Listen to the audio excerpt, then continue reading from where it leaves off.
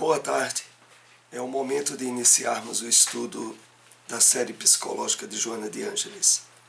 Hoje entramos no capítulo 3 do livro Em Busca da Verdade e escolhemos o primeiro tema, encontro e autoencontro.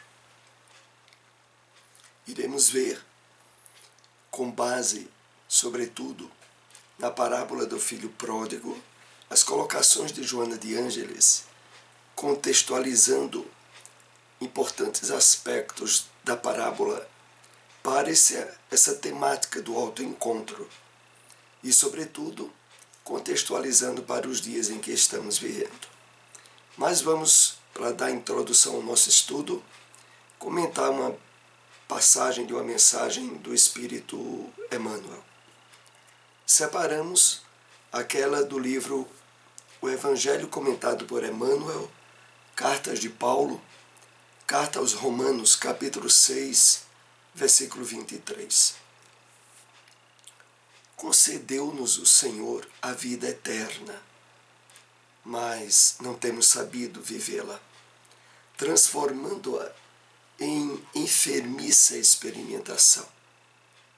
Daí procede a nossa paisagem de sombra, desencarnando na terra ou regressando aos seus umbrais. Então vamos aqui fazer alguns apontamentos para introduzir o nosso estudo.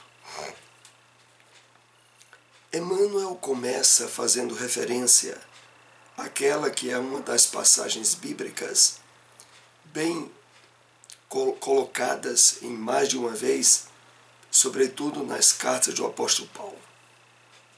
O fato de que em Jesus Deus nos concedeu a vida eterna.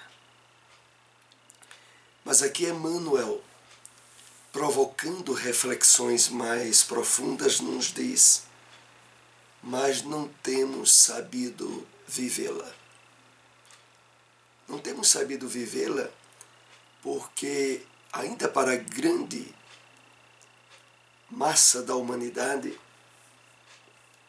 a perspectiva do materialismo, do imediatismo da vida, ainda se impõe de uma forma tão imperiosa que vive numa ansiedade, numa angústia, aonde, em termos de consciência, o que há de forma habitual é um terrível medo da morte e que, na verdade, acaba desqualificando as possibilidades de vida que se usufrui mesmo durante uma encarnação.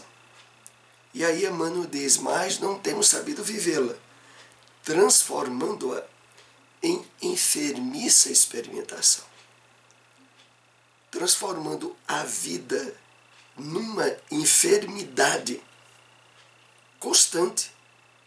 Daí os quadros infinitos que tem havido das doenças de fundo emocional, da depressão, ansiedade,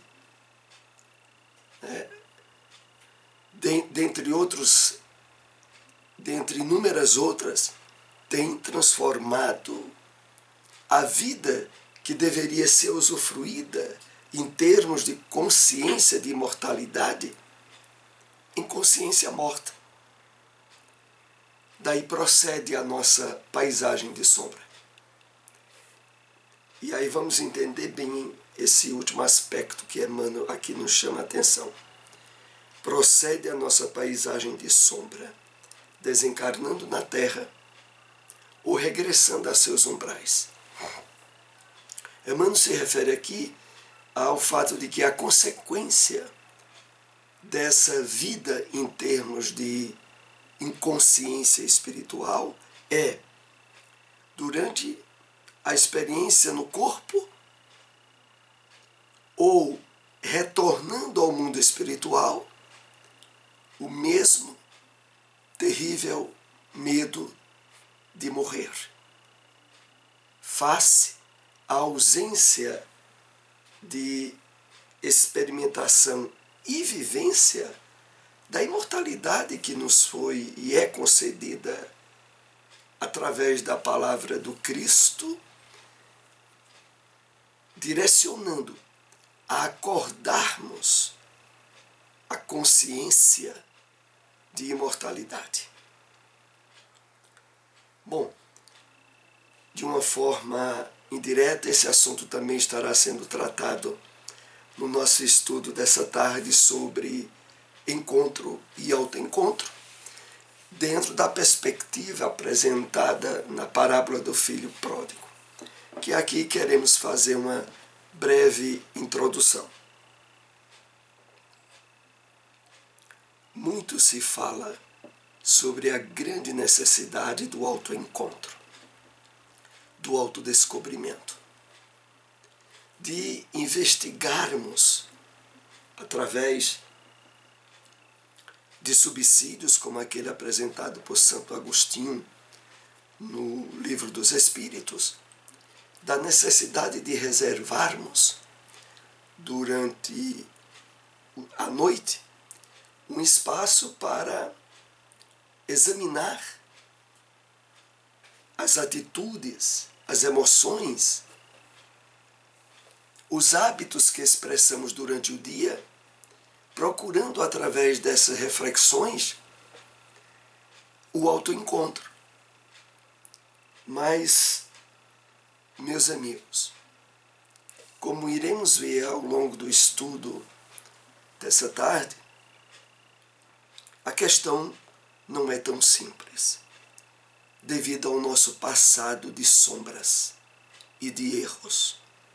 Nós trazemos uma alta carga de conflitos e de desequilíbrios de nossas passadas reencarnações que criam em nós mecanismos de autopunição, de culpa, de atitudes desencontradas, de conflitos que estabelecem em diversas áreas onde nós somos chamados a atuar. Essas sombras do passado, elas ocupam no nosso psiquismo uma área tão grande que exerce controle e impedimentos sobre o trabalho do autoencontro. Não há dúvida nenhuma que para ser possível, de fato, um autoencontro profundo com as nossas características e tendências, é imprescindível que, primeiramente, tenhamos trabalhado suficientemente a nossa espiritualização, a compreensão do funcionamento das leis divinas, a reencarnação, compreender a bondade, a misericórdia e o amor de Deus atuante. Entendermos, como diz o Evangelho segundo o Espiritismo, o encontro com o Deus bom, o Deus grande.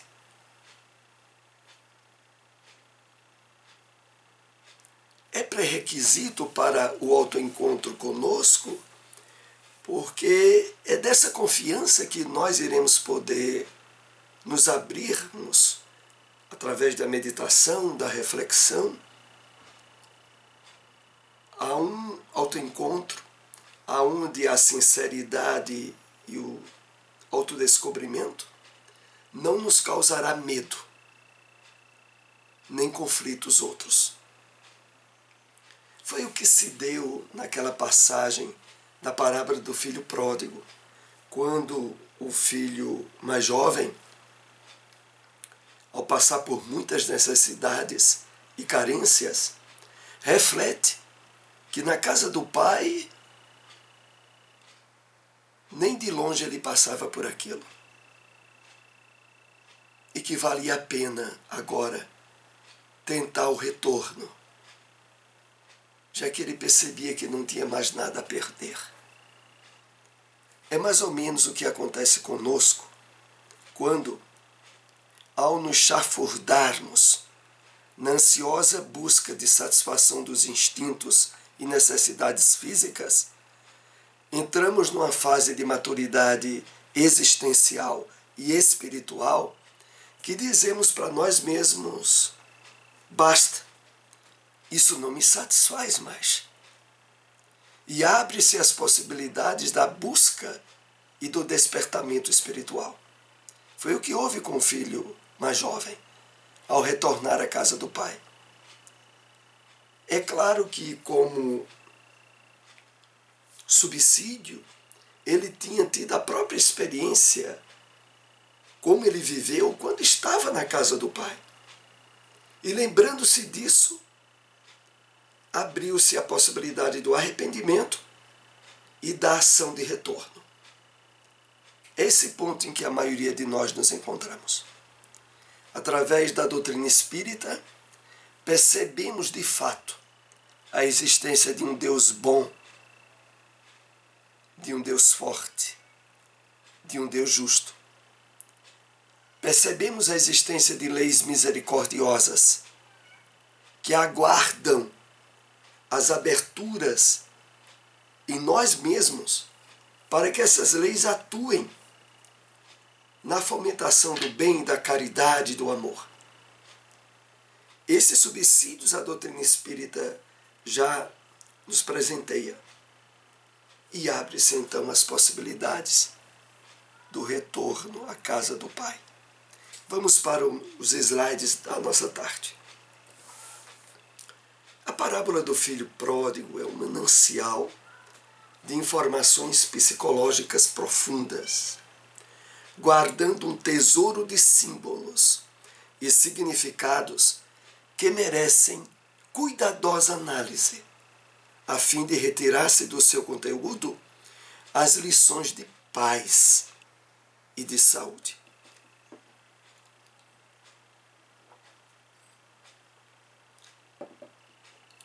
Então não é apenas a parábola do filho pródigo. As parábolas trazidas por Jesus de uma forma mais ampla, elas trazem no seu subsídio símbolos e significados que merecem uma cuidadosa análise. Mas aqui nós estaremos direcionando a nossa visão, sobretudo, para a parábola do filho pródigo, a fim de retirar dela conteúdos e lições de paz e de saúde. Não é mais aquela simples história de um pai que tinha 2 filhos, onde o filho mais jovem pede antecipadamente a sua herança e vai gastá-la em terras longínquas, enquanto que o filho mais velho fica em casa, aparentemente equilibrado, mas se nutrindo de mágoas, conflitos e revoltas íntimas, que vão estourar no retorno do filho mais jovem, quando o pai o recebe de coração aberto. E o filho mais velho exploba o seu ciúme e o seu desequilíbrio pelo amor que o pai estava abertamente compartilhando com o filho mais jovem. A parábola encerra praticamente aí. Mas agora, sob a ótica espírita e na psicologia de Joana de Ângeles, nós vamos extrair lições e subsídios que a leitura rápida dessa parábola não forneceria. Durante muito tempo, o Evangelho de Jesus recebeu interpretações doentias e perturbadoras, conforme o desequilíbrio emocional e espiritual dos seus tradutores, teólogos e pastores, mais interessados em projetar a sombra em que se debatiam.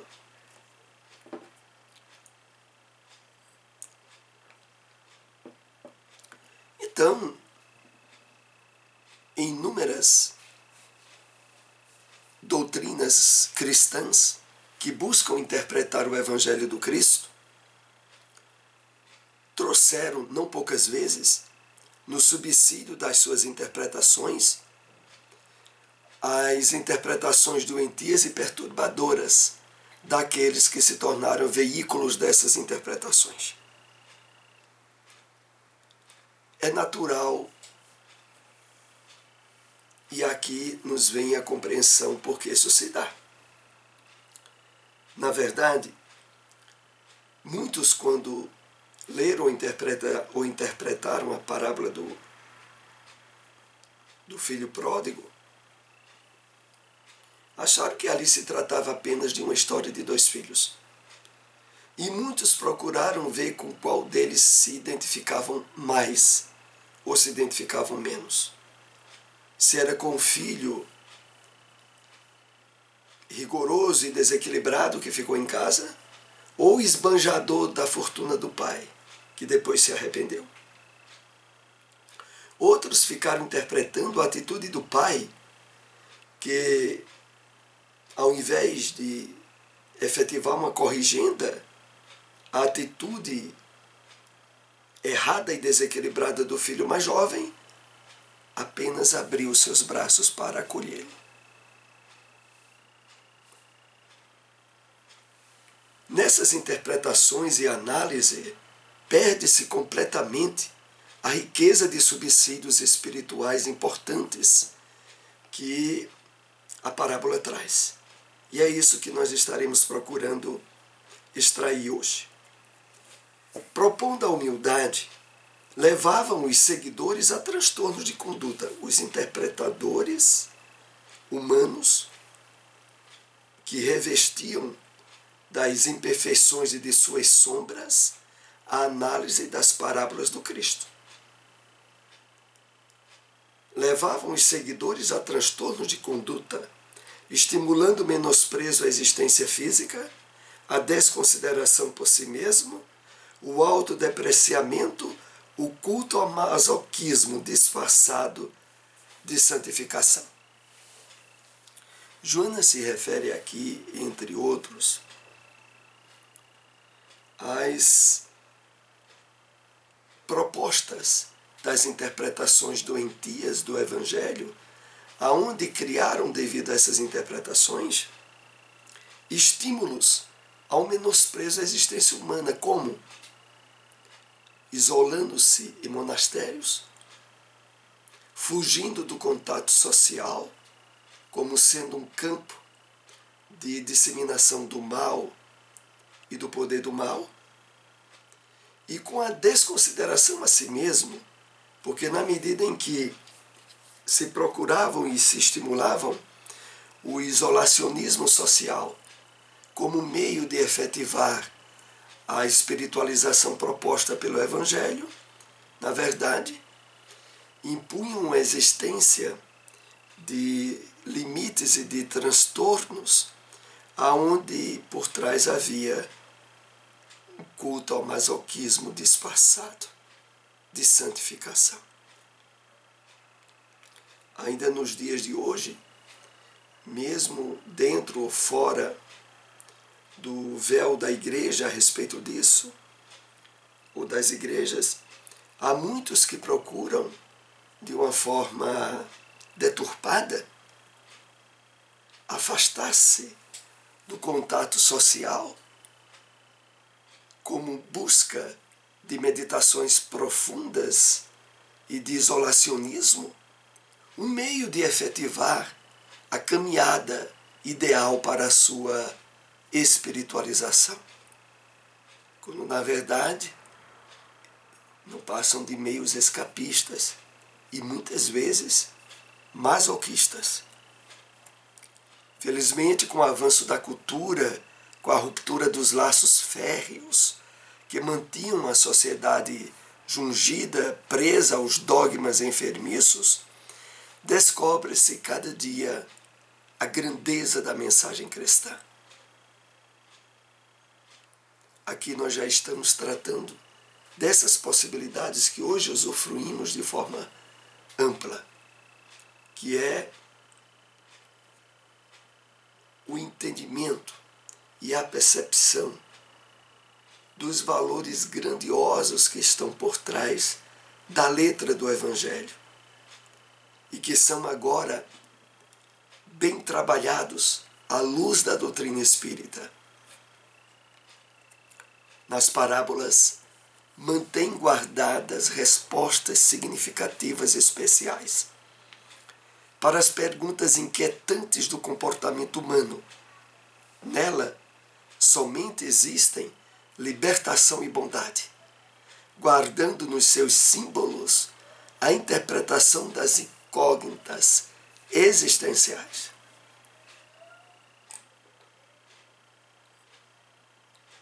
Então, Joana nos chama a atenção de que há tesouros, há pérolas guardadas por trás das parábolas. E que agora elas podem e devem ser trabalhadas e descobertas. E aonde, de forma natural, são perceptíveis nos símbolos e nas incógnitas das parábolas a existência das virtudes e dos valores dignificantes à criatura humana, a libertação, a bondade, a misericórdia e o amor. Esse enfoque que deve estar sempre presente quando vamos ler ou interpretar as parábolas. A parábola do filho pródigo é todo um conjunto de lições psicoterapêuticas e filosóficas, de cunho moral e espiritual em comum. Na sua mensagem não se encontram quaisquer tipos de censura, nem reproche, nem condenação. Então, lições psicoterapêuticas e filosóficas nessa parábola? Não estranhamos. Na verdade, Joana chega a dizer, nesse capítulo do livro, Em Busca da Verdade, que todos nós podemos nos encontrar nos personagens dessa parábola. Muitas vezes a parte de nós que estão íncita no filho mais jovem, outras no filho mais velho, outras nos valores transcendentes que o pai dos filhos traduzem para despertar em nós ou identificarmos de uma forma mais segura com eles. Então, por trás daqueles personagens, nós somos chamados ao trabalho do autoencontro. Do encontro com o pai, que é aquele encontro do filho mais jovem quando voltou. E do autoencontro consigo mesmo. O autoabandono, a autodesconsideração e o autodesprezo tinham prioridades na conduta do adepto religioso no passado, em violência contra as leis naturais, impondo-se uma conduta incompatível com a mensagem de amor e de felicidade. Vejamos bem como Joana aqui coloca. O entendimento antigo e vicioso das parábolas e do conteúdo mesmo do Evangelho do Cristo levavam muitos a uma interpretação aonde a predominância da sombra, dos conflitos, desequilíbrios e problemas íntimos que trazíamos, identificar na própria Escritura a presença desses valores. Não é à toa que as piores guerras que se diz a humanidade ter se envolvido, a predominância daquelas de natureza religiosa, ganharam intensidade em desequilíbrio, em violência e em ódio. E o incrível de tudo isso, aqueles que patrocinaram ao longo da história do homem esses conflitos, encontravam subsídios na Bíblia para o mar de sombras no qual se encontravam imersos e não percebiam. Então, no passado, autoabandono, autodesconsideração e autodesprezo estavam bem presentes pela interpretação, pelo entendimento desequilibrado dos textos bíblicos e, sobretudo, das parábolas, impondo-se uma conduta incompatível com a mensagem de amor e de felicidade. Quantas vezes isso não aconteceu? Mas agora os tempos são outros. Agora nós somos premiados com o entendimento profundo, não só das Escrituras, mas sobretudo das parábolas e das pérolas nelas ocultas. Pessoas amargas que mantinham autorrejeição, procuravam escamotear a mágoa em relação às demais, a raiva contra si mesmas e os outros, negando-se a felicidade que acreditavam não merecer, porque se encontravam sob o impositivo da sombra ancestral.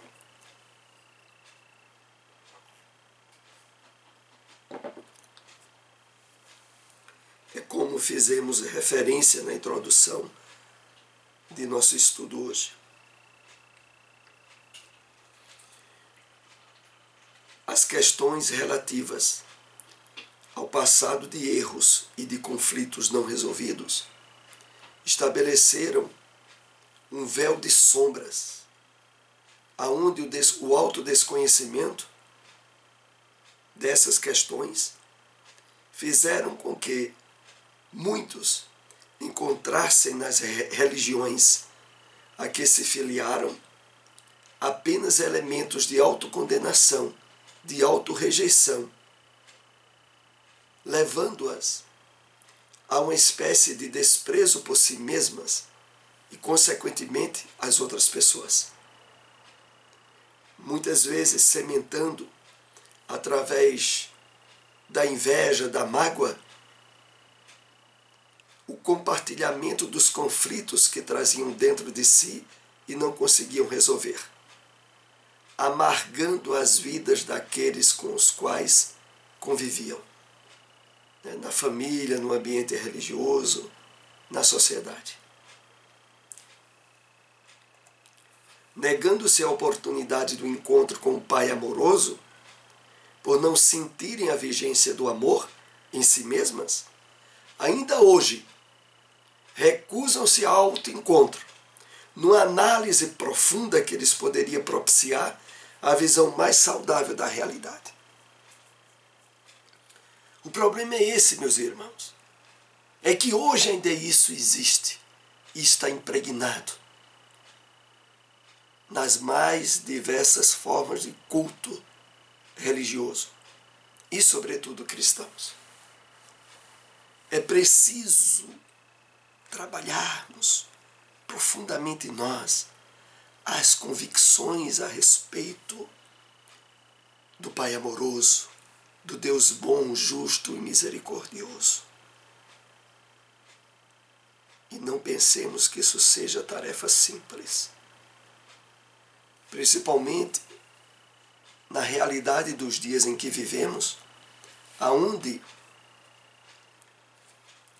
a intensificação dos meios de comunicação propiciam que desastres, tragédias e sofrimentos coletivos estejam sendo compartilhados diariamente por todos. Aonde a mídia, as comunicações de uma forma geral, dão vazão mais às questões trágicas, aos acidentes, ao sofrimento humano, e isso tem um impacto muito grande, porque indiretamente levam muitos a duvidar desse Deus amoroso, apresentado a nós por Jesus, que muitas vezes é objeto de crença da boca para fora, mas no íntimo da maioria das pessoas jazem mares de dúvidas. Às vezes, inclusive, claro, sobre a sobrevivência da alma à morte do corpo e sobre como se dá essa justiça de Deus. Então é preciso muito trabalho de espiritualização profunda, de estudo do funcionamento das leis divinas. Aqui não podemos deixar de mencionar o estudo da série do Espírito André Luiz,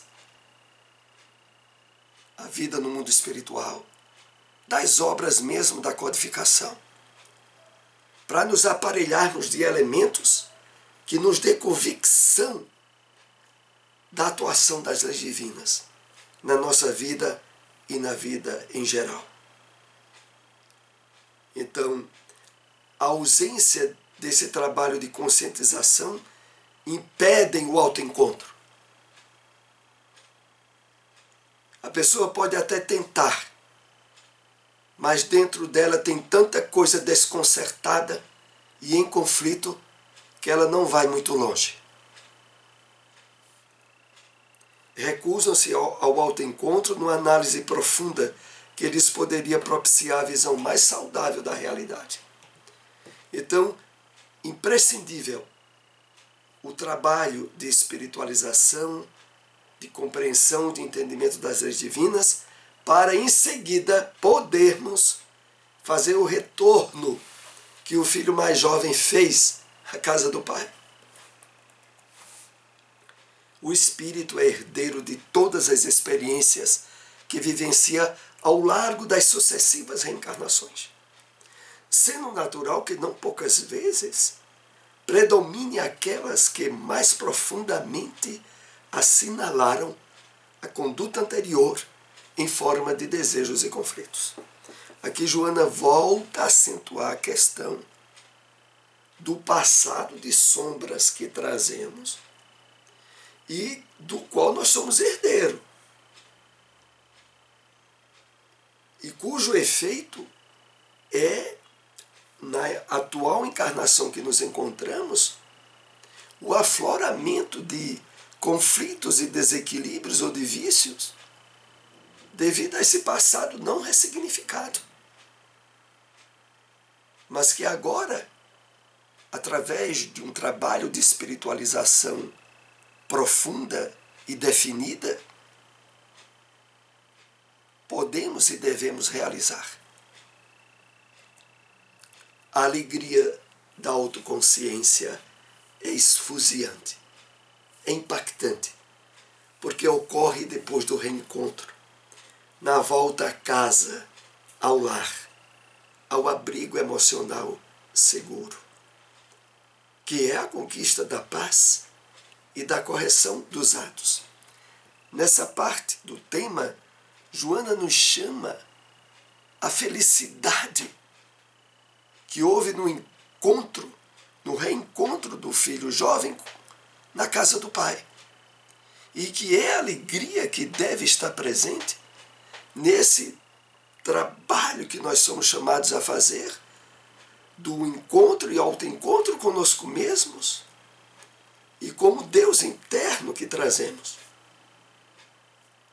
Então, na volta à casa, ao lar, ao abrigo emocional seguro, aonde a paz se faz perene e uma felicidade interior começa a ser percebida e usufruída como nunca antes havia acontecido.